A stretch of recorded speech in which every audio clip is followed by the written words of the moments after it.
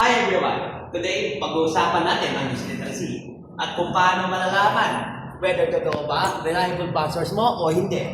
Let's go! Sa panahon natin ngayon, lalo sa TikTok, Facebook at YouTube, mabilis kumalat ang mga information. Pero hindi natin alam if yung nakikita natin is totoo or hindi. Ayon sa Encyclopedia Britannica, ang news literacy ay ability na evaluate ang credibility ng news gamit ang standards ng quality journalism. Ibig sabihin, hindi tayo naniniwala. Nag-iisip muna tayo kung dapat ba itong pagkatiwalaan or i-share. So ano nga ba ang reliable source? Ang reliable source ay nagbibigay ng accurate and verified information at unbiased information. Usually ginagawa ito ng mga journalism experts. Example nito ng mga established news like GMA, CNN, and BBC News and Reuters. Ayon sa book na Trusting the News in a Digital Age, dahil sa sobrang dami ng information nila, na maraming tao nalilito at minsan nawawala ng tiwala sa news.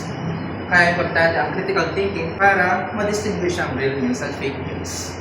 Bago ka maniwala, check mo muna kung sino ang gumawa nito, yung author niya, at saan galing ang balita.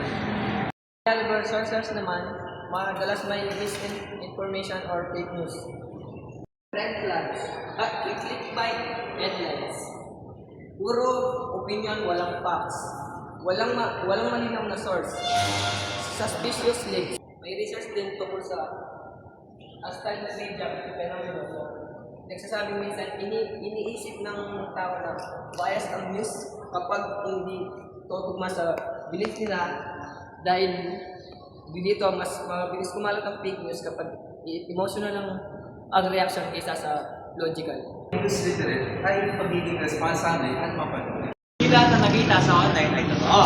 Bilang students, responsibility natin na mag-verify muna bago mag-share para hindi tayo maging part ng misinformation.